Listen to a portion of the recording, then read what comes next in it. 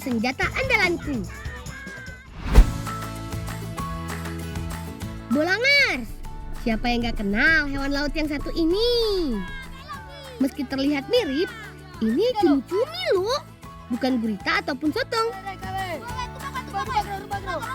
Jangan heran dengan besarnya cumi-cumi yang Bolang dapat ini ya. Karena ternyata ada fakta yang lebih mengejutkan lagi loh.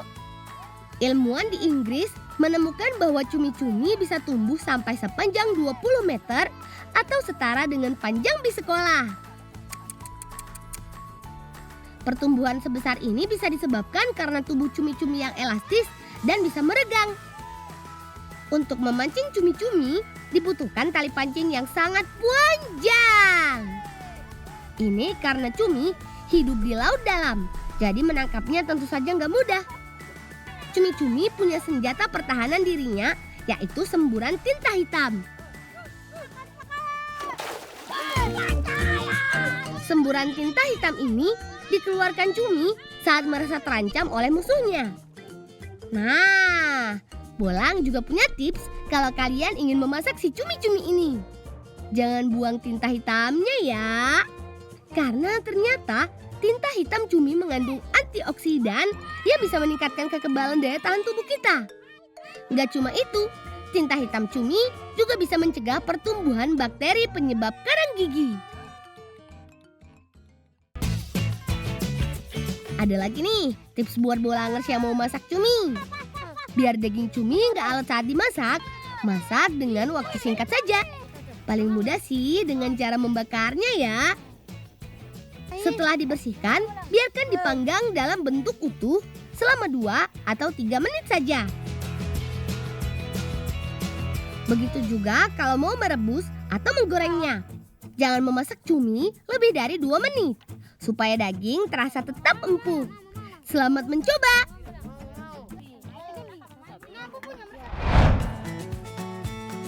Si capit besar ketam kenari. Kalau cumi-cumi senjata andalannya tinta hitam, hewan yang satu ini punya senjata andalan capit yang besar dan kuat. Iya, ketam kenari.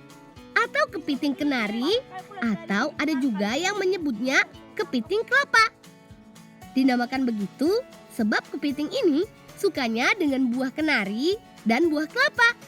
Gak cuma suka buah kelapa, dia juga bisa memanjat pohonnya juga loh. Buah kelapa dan kenari saja sanggup dikupasnya. Apalagi kalau tangan kita yang kena capit, bisa-bisa putus dibuatnya. Uniknya, sebenarnya kepiting kenari bukan berasal dari keluarga kepiting loh. Melainkan keluarga umang-umang atau kelomang. Nah, berbeda dengan cumi yang bisa dimasak, kepiting kenari ini langka dan dilindungi loh bolangers. Dia hanya ada di Sulawesi dan Maluku. Jadi, jangan coba-coba menangkapnya apalagi memasaknya ya.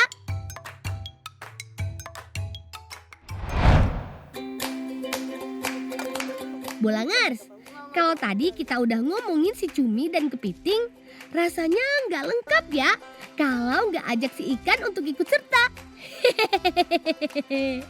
Masyarakat di Indonesia punya banyak cara untuk mengawetkan ikan hasil tangkapan. Yuk disimak beberapa di antaranya. Mengubur ikan dalam pasir. Masyarakat Halmahera punya cara unik untuk mengawetkan ikan supaya tidak cepat busuk. Ikan yang sudah dibersihkan dilumuri dengan garam kasar secara merata. Ingat, isi perut ikan sudah harus dibuang karena ikan yang belum dibersihkan adalah sumber bakteri yang menyebabkan ikan busuk. Pemberian garam ini sangat penting karena garam mempunyai sifat menyerap air dan mengawetkan ikan supaya nggak cepat busuk.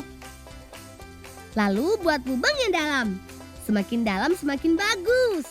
Supaya nggak dibongkar hewan seperti anjing atau biawak. Lokasi pinggir pantai dipilih karena pasir di pinggir pantai mempunyai suhu yang cukup hangat untuk mengawetkan ikan. Setelah dilumuri garam, masukkan dalam karung dan tutup dengan rapat. Ikan di dalam karung ini kemudian siap untuk ditimbun di dalam lubang pasir. Nah, ikan yang ada di bawah ini bisa tahan 1-2 hari loh. Kalau ingin digunakan, tinggal dibuka timbunan pasirnya, cuci, lalu masak seperti biasa. Meskipun diberi garam dalam cara pengawetannya, ikan yang ditimbun pasir seperti ini tidak akan asin seperti ikan asin.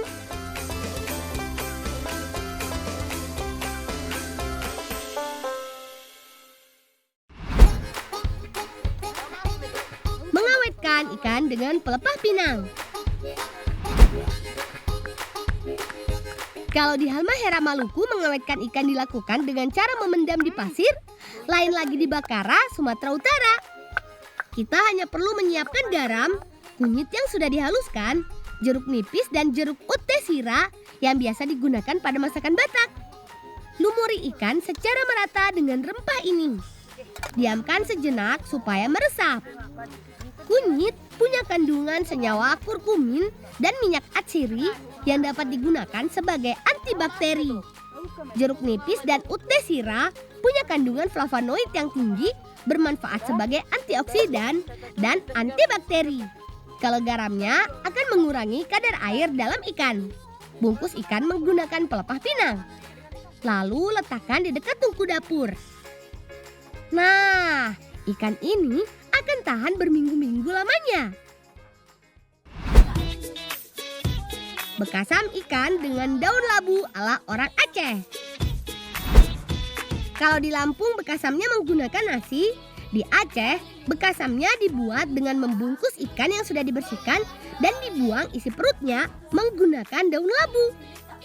Bungkus dan selimuti ikan dengan rapat memakai daun labu. Ikat kuat, lalu masukkan di bilah bambu panjang. Bekasam atau proses fermentasinya berlangsung selama 4-5 hari. Setelah itu, ikan bisa dimasak apa saja sesuai selera. Bekasam memudahkan orang zaman dulu untuk menyimpan hasil tangkapan ikan yang banyak karena belum ada lemari es. Teman-teman di rumah bisa mengikutinya juga ya. Bolangers, sekarang udah tahu kan cara mengawetkan ikan dari seluruh Nusantara?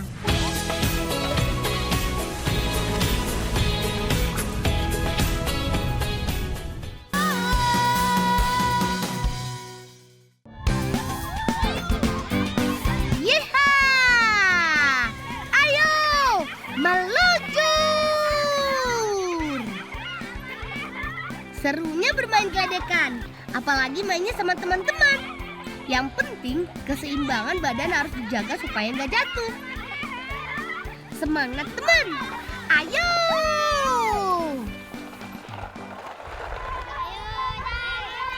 Lang mandek sele dolanan. Terkei kita lana ning nggone Pak Desi kek kono. Nggih, Mbak.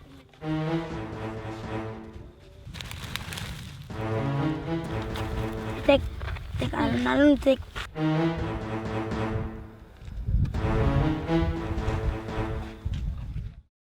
Mbak, aku titip pitekku ya, Mbak. Bawa kene.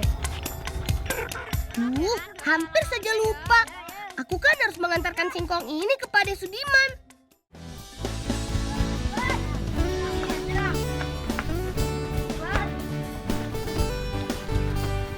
Mbak, iki telone. Oh ya le salah kayak kono ya, terus ku sing diparut pindah kayak kene ya. Ya, Mbak. Teman, di Kecamatan Pundong, Kabupaten Bantul, Daerah Istimewa Yogyakarta, dikenal sebagai salah satu daerah penghasil singkong. Melimpahnya singkong membuat masyarakat lebih kreatif memanfaatkannya. Iki Pak De, Mbak. Iya, alon-alon. Pak De lah iki arep bingung apa Pak De? Kayak pati daging gue gawe meletek. Rasane enak apa ora, Pak? Enak. Salah satunya dengan mengolahnya menjadi tepung kanji. Nah, Pak Deku salah satunya. Sebelum diolah jadi tepung kanji, singkong harus dikupas dan diparut, kemudian diperas. Lang tolong jisbuke banyune ya. Ya, Mbak. banyune, Mbak. Ya lah, kene disiram.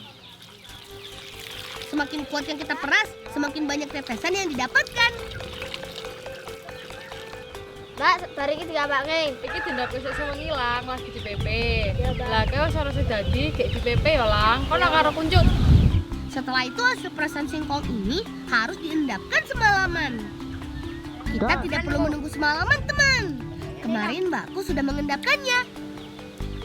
Nah, seperti ini jadinya endapan singkong yang sudah didiamkan semalaman. Untuk bisa jadi tepung kanji, endapan singkong ini harus dijemur terlebih dahulu. Ayo kuncup, ambil yang banyak. Jemur dengan cara diratakan seperti ini. Butuh waktu seharian supaya endapannya kering sempurna. Wan, Pak ini kan diterke nggon miletek le, kono kok tak pernah nih. Nah, sekarang tugas kita membawa tepung kanji yang sudah jadi ke tempat pembuatan mie letek. Oh, jalan-jalan ya. Ye.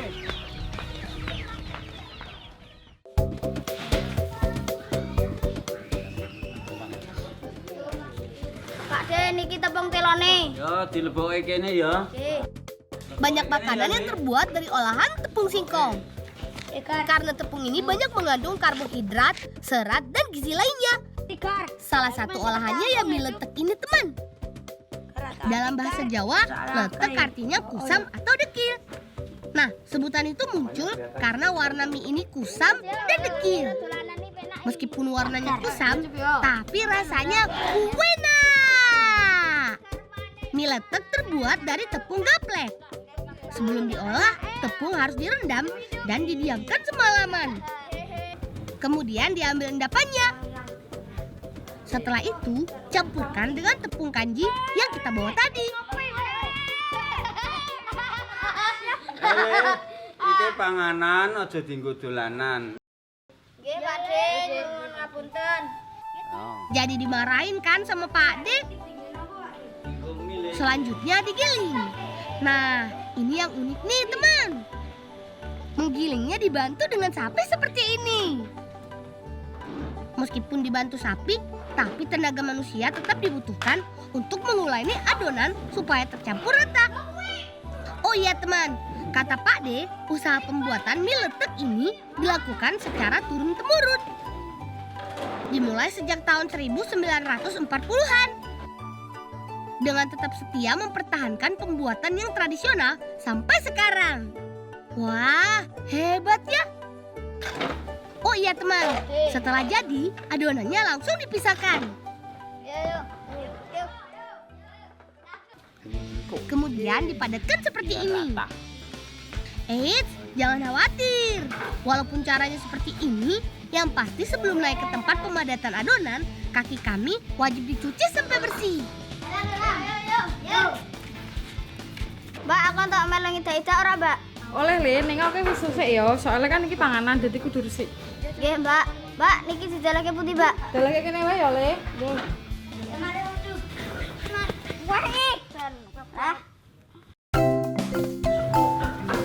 Ayo kuncup, padatkan adonannya sampai merata dan membentuknya menjadi kotak. Lang, iki wis cukup. Ayo gek diiris. Nggih, Mbak. Yo. Begini caranya, teman.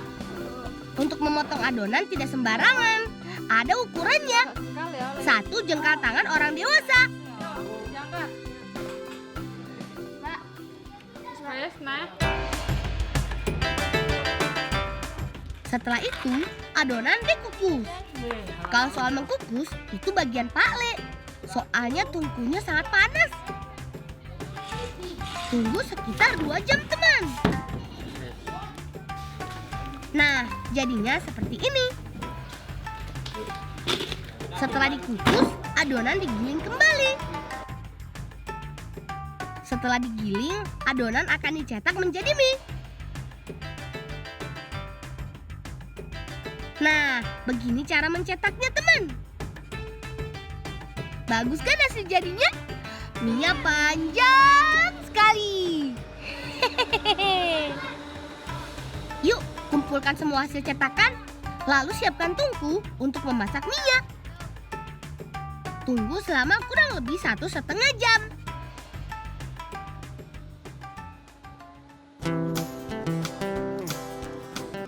Setelah matang, angkat dan tiriskan. Ternyata lama juga ya pembuatan mie leteknya.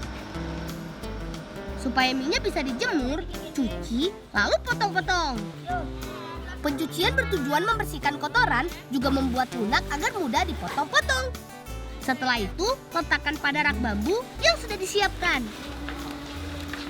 Lang, kayak terus di PP kono, mek nggal garing. Iya Pak De, ayo dah. Ayo teman, segera jemur mie-nya. Sebenarnya kita bisa saja langsung menyantapnya tanpa menjemurnya dulu. Karena mie letek ini akan dikirim ke berbagai kota dan harus awet, makanya harus dijemur. Kalau sudah kering, mie letek akan awet sampai 8 bulan lamanya. Pak De biasa menjualnya di pasaran Rp8.000 per bungkusnya.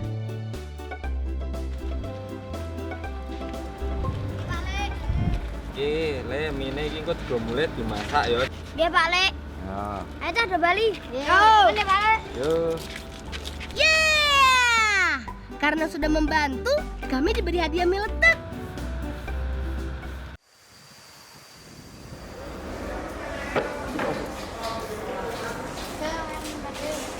Pak Le niki jare. Oh ya Lang, apa iki Lang? Ledak. Oh ya enak iki. Pak Le, iki order apa? Oh, kayak gawe wajan karo gawe ketel Lang. Pulang sadra mboten. Oh, Lang delok. Ning aja terak-terak ya, soalnya bahaya. Iya Pak Le. Asik, aku dan teman-teman diizinkan untuk melihat proses pembuatan ketel dan wajan. Oh iya teman, Kecamatan Umbul Harjo, Yogyakarta dikenal sebagai sentra pembuat wajan dan ketel teman. Salah satunya milik Pak De Yudi. Sebagai salah satu jenis logam yang banyak ditemukan di Indonesia, aluminium termasuk bahan dasar pembuatan perabotan rumah tangga yang paling banyak digunakan oleh para pengrajin. Karena sifat dasar aluminium yang ringan dan tidak beracun. Aluminium yang sudah dikumpulkan kemudian dilebur di dalam tungku. Lihat tuh teman, warna di dalam tungku merah membara. Jangan ditanya panas atau tidak, aluminium saja langsung mencair. Wajan berukuran diameter 50 cm ini harus dilakukan 2 orang teman. Tidak semua cetakan wajan jadi. Ada juga yang kurang, seperti ada yang retak. Wajan yang retak bisa dilebur kembali ke tungku, jadi tidak mubazir. Nah, jika ingin membuat ketel, kita harus membuat cetakannya dulu teman. Iya Pak Le. Lihat tuh caranya. Tidak sembarang orang untuk membuat cetakan ini. Salah sedikit, bisa-bisa ketelnya bocor. Ayo dah.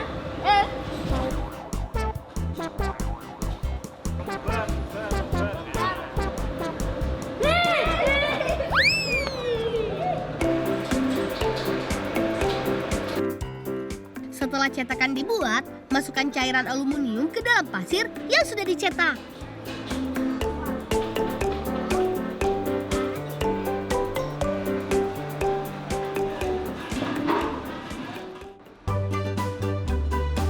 Nah, ini dia yang sudah jadi teman. Eits, tapi ini belum selesai. Masih ada proses selanjutnya, yaitu menghaluskan dan memotong bagian luarnya. Lang, iki wis siap. Diganti kanat geger ya iki ya. Iya Pak Le. Ya kan iki korono. Ya. Ya.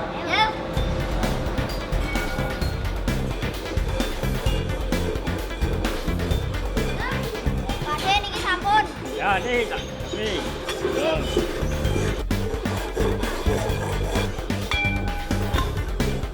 Aku dan teman-teman mencoba untuk menghaluskan ketel ini.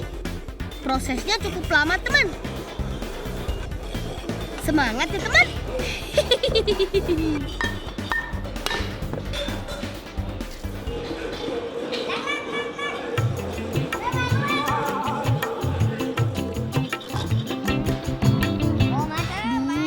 kalian ini tidak bisa melihat benda yang unik. Aku jadi ikutan joget kan?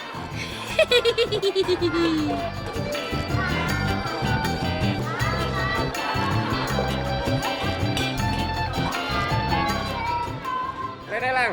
Ki, saya wis dadi, dienggo sing mbokmu ya. Oh ya. Jalan ya. Ya, akhirnya kami punya ketel baru. Ayo teman-teman kita pulang. Kasihan mbakku, nanti nggak bisa masak.